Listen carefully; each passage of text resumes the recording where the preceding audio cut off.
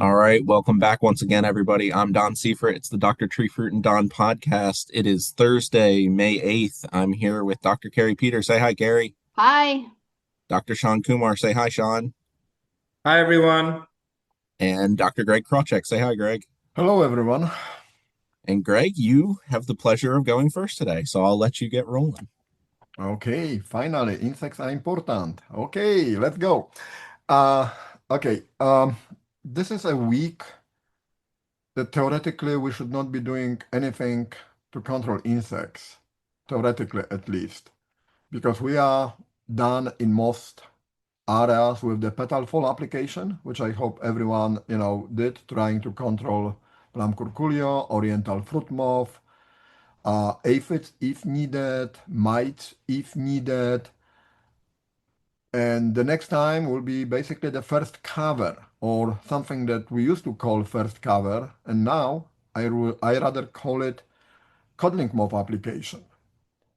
Uh, it just happened. And, this is something that probably was not really realized earlier on, but the first cover happened at the perfect time when codling moth supposed to be controlled. So that's how it is. At the moment, here in Biglerville, we are at about 160-degree days since biofix for codling moth. And the control for codling moth supposed to start at 250-degree days. So we are about a week away from the time when people should start controlling codling moth. If that's something that people consider, and again, not everyone has to go exactly on that timing. If you have mating disruption, mating disruption should be taken care of codling moth. If the pressure doesn't exist, which I believe everyone is checking using pheromone traps, then maybe treatments are not needed, or they might be delayed based on the pressure or when your biofix happen.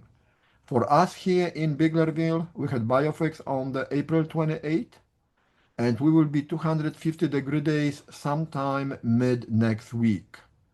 We are accumulating about 10 to 15 degree days a day when the temperature is in the range of those mid 60s and upper 50s at night. So that's plus minus how many degree days. The easiest way, again, to make sure about the best timing for any particular location is to check with NUA. Go to the NUA, put your biofix date, and it should work. I did this morning, so that's why I know all those numbers very easily. And to my surprise, according to NUA, my biofix happened last Sunday. And that's completely wrong because biofix happened a week earlier. So this is how important is on-site monitoring. For oriental fruit moth, according to NUA, my biofix happened 3 days later than actually happened. So that difference there is smaller. But for codling moth, a week is basically, if we week late with the application, we actually might miss a very significant portion of the generation that we want to control. So be careful about it. Basically what I'm saying, monitor, check NUA for the established biofix, check NUA for the timing. The same spray, the same time that you will try to control codling moth, it's still time to finish controlling oriental fruit moth, and the codling moth application will control codling moth. Unfortunately, unless you go with something like Volium Flexi, which also has Actara in it, any diamide and diamides are Altacor, Exirel, Verdeprim, and those are the best codling moth products. They are not active against plum curculio. Delegate also is not active against plum curculio. And plum curculio will be active for another 2, maybe 3 weeks. So if plum curculio is of concern for your location, and that's not everybody's location, not everywhere, then curculio need to be controlled also. Uh, the best products for controlling curculio, we mentioned them already. It's Avant, it's Assail, it's Imidan. However, if you're going with something like Volium Flexi, you have Actara there, and it should help at least control curculio a little bit. And there is also some activity against curculio in Exirel. Exirel is diamide, but it also has some activity against curculio. So for this first cover, think what you're trying to control, what needs to be controlled, and then choose appropriately which products will be used. Uh, Oriental fruit moth is basically finishing its flight. I mean, it's a 60, 70, maybe more percent egg hatch already. So this next spray will be kind of, to finish it, and don't think about Oriental fruit moth until next time. And next time will be sometime in June. One pest that needs to be controlled now, and I know almost everybody right now will be actually thinning, but pest that need to be controlled now in peaches is white peach scale. If you have a problem with white peach scale, this is the best timing to control white peach scale this week, early next week. Products, we mentioned them earlier, Esteem, Senstar, uh, Centaur, Movento, any one of them will work. So if you have a problem, don't wait anymore to control white peach scale.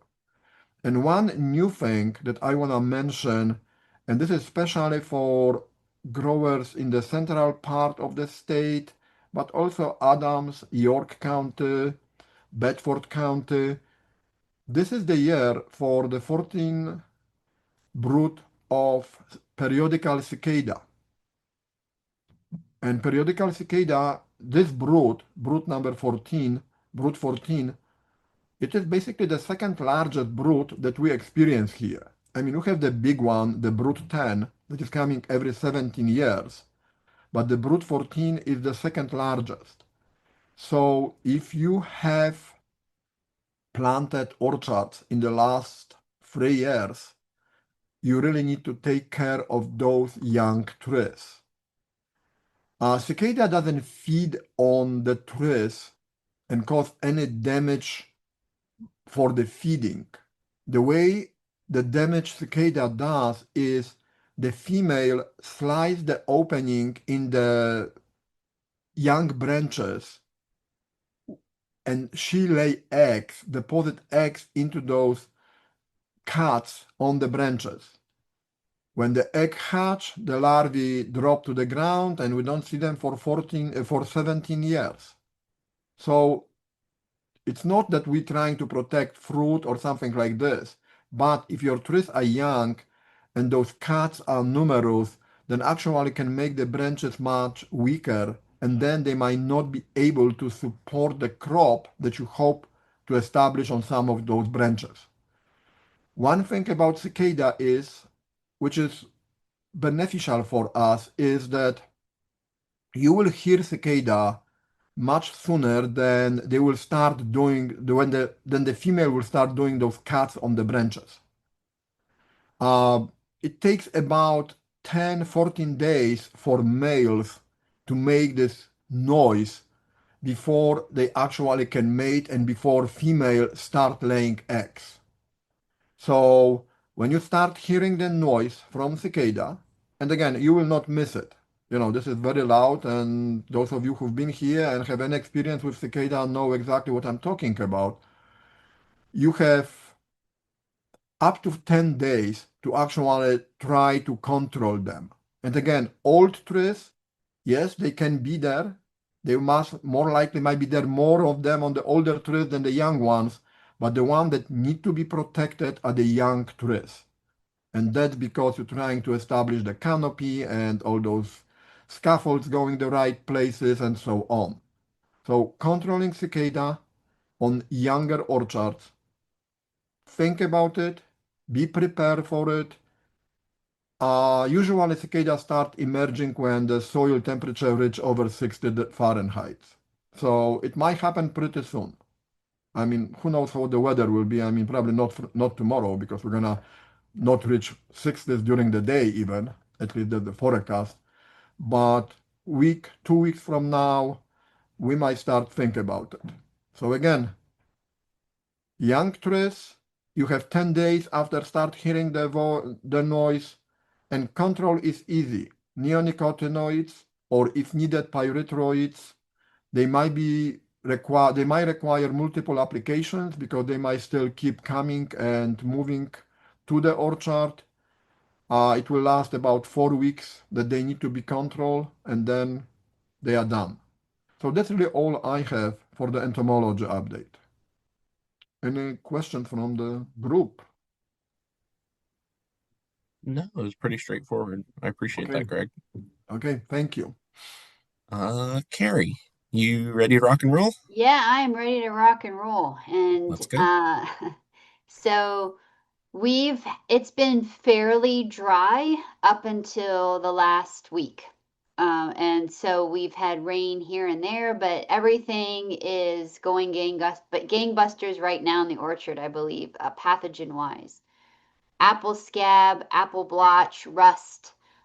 These are probably the biggest diseases right now in apples that we need to be worrying about. We're on the tail end of apple scab, and we've pretty much had this continuous apple scab infection event since last Friday because we've had measurable wetness hours every day. And also the other disease that I am just as concerned about is apple blotch or Marsanina blotch. I think folks have heard me refer to it as Marsanina blotch. So just as a review, for those of you who forget what Marsanina blotch or apple blotch is, this is a foliar disease that where the infection starts right now. We're on the other side of apple bloom, petal fall, fruit set. This is the time that the spores are mature and are dispersing, and they'll disperse till about probably early June. And we have the ideal temperatures and ideal wetness hours for this disease right now. And we need to be controlling this disease very much because this disease, once it's established, once the infection takes root, it will show up in July because there's a sizable latent period that we have, at least I've noticed since this disease has popped up in the last less than 10 years. We see the symptoms in July, and it defoliates an apple tree very, very quickly, much, much faster than apple scab does. And you can have all the leaves off the tree in a very short period of time. And we don't want that happening. Premature defoliation stresses out the tree. So we want to make sure that we are adequately controlling that disease right now. And because if you don't control it adequately right now, you're going to be chasing it for the rest of the season. So the best products to control this disease right now are the FRAC group 3 fungicides and the FRAC group 7 fungicides. And so this is your Sevia, your Luna Flex, Inspire Super, Luna Tranquility, Tessera, Saprovia, Fontellus Miravis, even Procure, Rally. And you could possibly also use Vanguard as well. Make sure you're tank mixing with a broad spectrum fungicide, the Rainfast Mancozeb, which I always advocate. But these FRAC Group 3 and FRAC Group 7 products, they're the strongest against this apple blotch. These products will also help clean up any scab that's lurking out there. Also, with tank mixing with your Rainfast Mancozeb, this will also help snuff out, so to speak, rust that is still active right now. The rust galls are still very much active. At least they are at the south end of the farm here at Freck on the cedar trees. And so you probably did not hear the FRAC Group 11 fungicides. I don't want folks using the FRAC Group 11 fungicides. That's your Flynn Extra, your Luna Sensation, your Maravon, even Pristine. Frac group 11, the strobilurins, do not work against apple blotch. They don't touch it. It's the frac, so any of those premixes like Luna Sensation or Marivon, it's the frac 7 in that product that's doing the heavy lifting. But I want you to keep those frac 11s for the summer to control rots.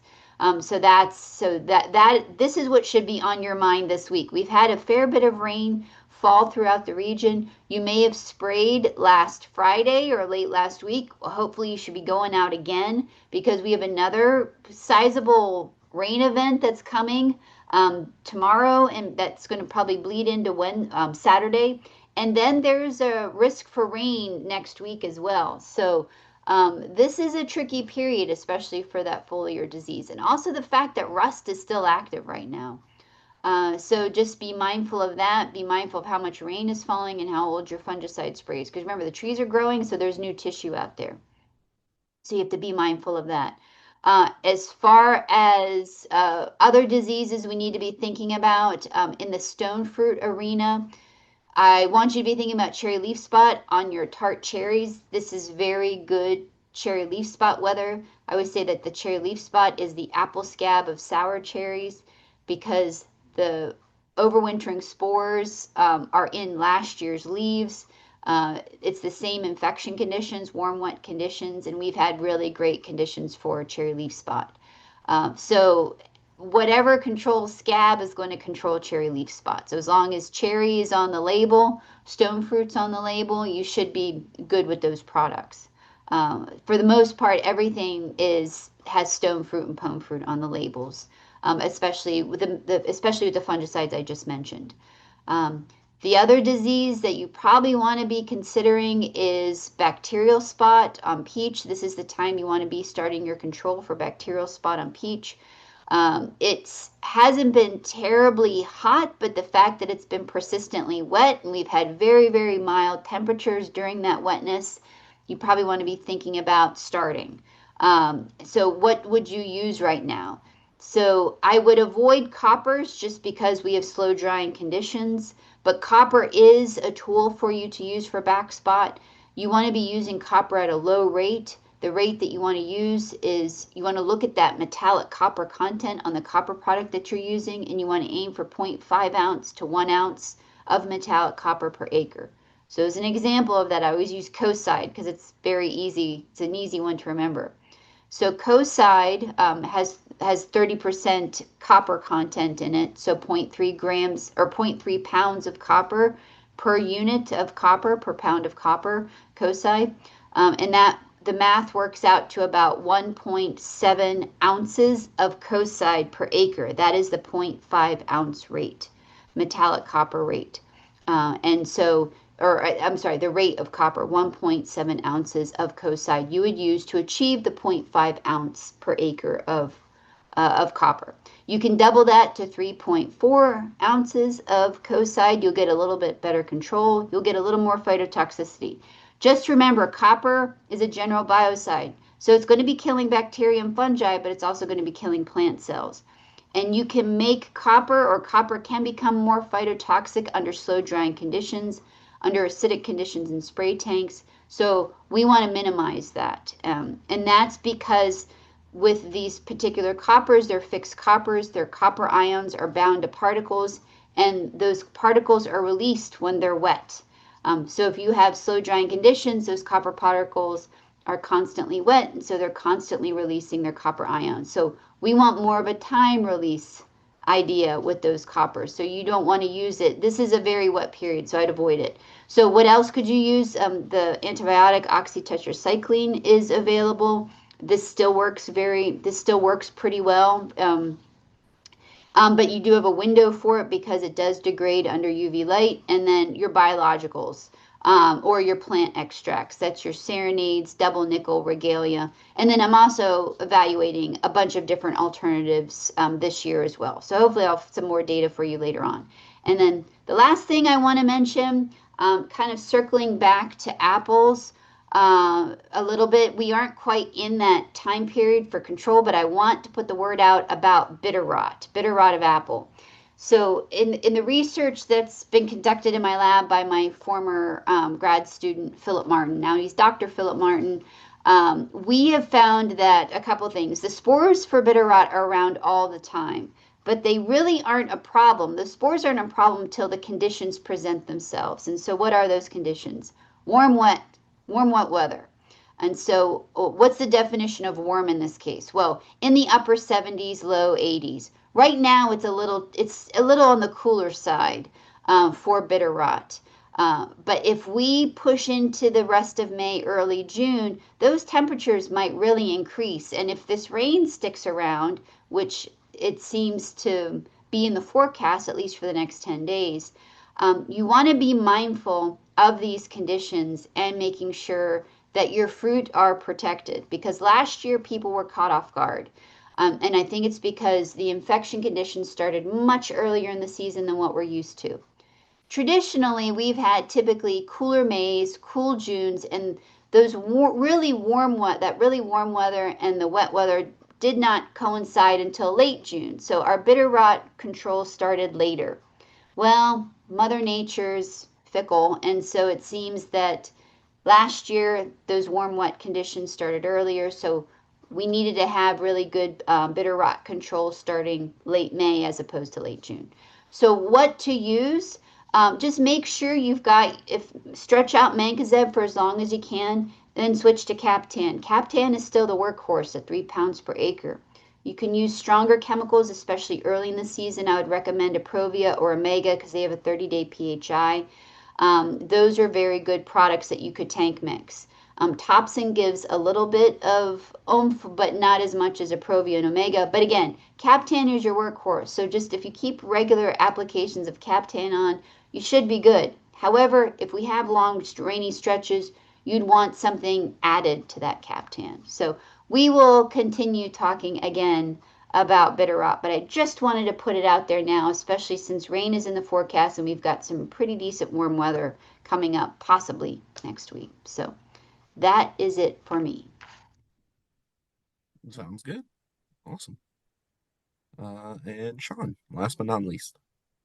Hello, everyone. I just wanted to touch base about thinning.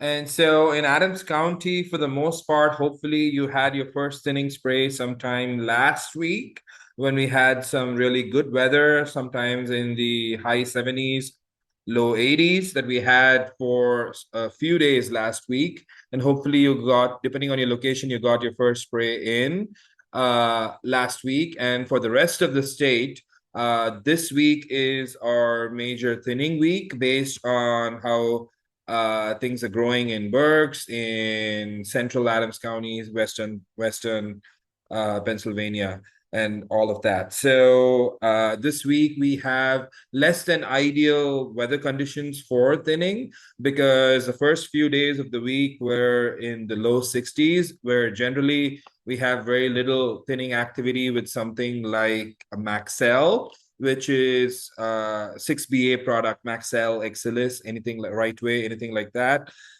You will not have as much activity because Maxell tends to work much better when it is 70 plus. And so we do have some opportunity for still using Maxell. For example, yesterday was again a good opportunity. Again, we have some good opportunities on Saturday or Sunday, depending on the temperatures. And so Maxell is something that could still be used.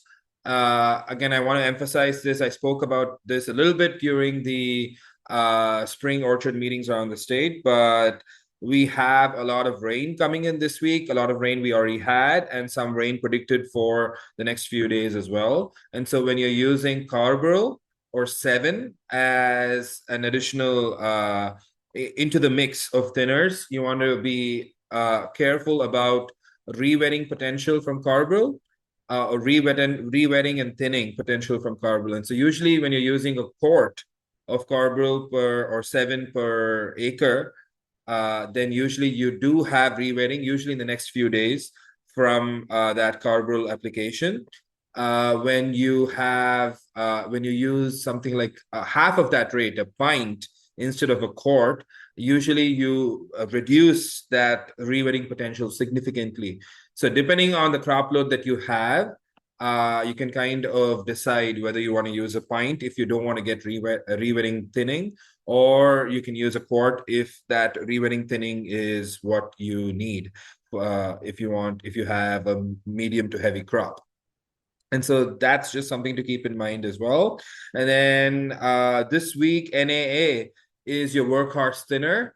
Not to say that Maxell doesn't do anything. Maxell does still give you the boost in size, especially for small fruited varieties like Gala. So even if you don't get heavy thinning from Maxell because of the low temperatures, you will still get a size boost. And that is why I think a lot of people are 6BA people, Maxell, Exilis, because of that. But then this week, NAA generally works in temperatures that are not it's very ideal for thinning. So even in sub 70 or low 70 temperatures, low 70 Fahrenheit, you will have some good thinning with with NAA, and that's refined, Frutone, and the like.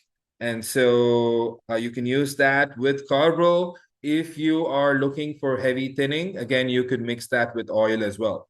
Now, coming back to Adams County, by now you should be able to see how well your thinner worked, or maybe in the next few days, definitely by about Saturday or Sunday. I think because we had some cool weather, it takes longer for the thinner to show its activity. But by Friday, Saturday, you will have a decent idea of how well your thinner worked.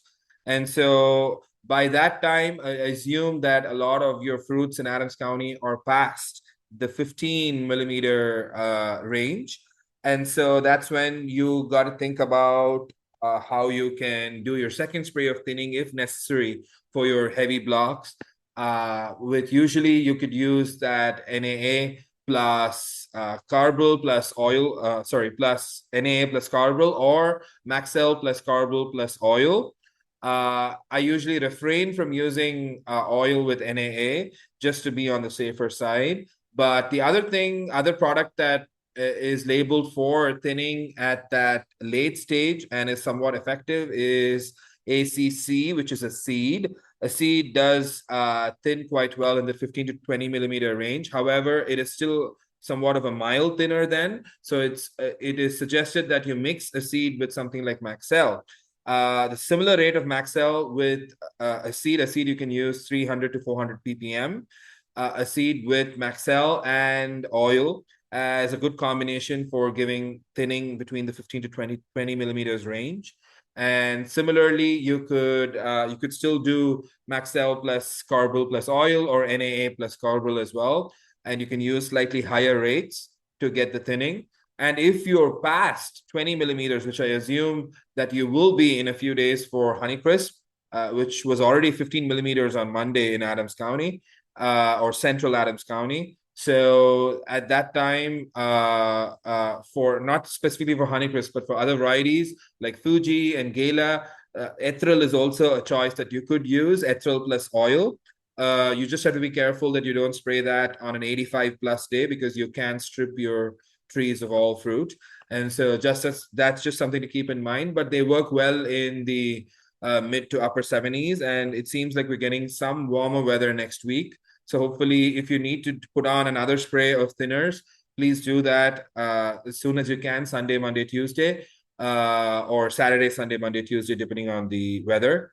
For people who are doing your first sprays this week, do it this week. I think by mid next week you'll be able to see a clear effect of whether the thinner worked or not, and then you can decide your next course of action for people who thinned this week.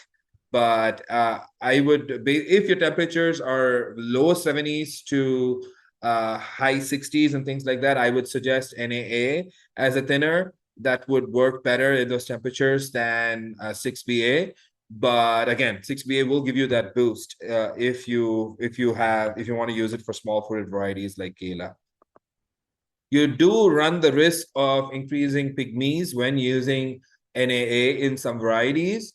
But I think that I have used NAA, for example, in something like Fuji. And while we do see some pygmies, it is definitely still a very effective thinner, and that benefit outweighs that risk is what I'm trying to say.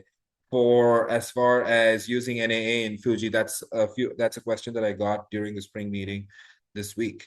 And so that's all I have for thinning. If you planted new trees this year, and this is the right time to be thinking about fertilizing if you haven't already, you're spending so much money planting a high density orchard. It runs into 20,000, 25,000, including the labor and all of that. So you want to give your trees the best chance they can to grow and reach the canopy at the end of the first year, at the end of the second year, and have good branching. And so there are two things I want to talk about as far as fertilization. With nitrogen, one of the best fertilizers you could use if you're using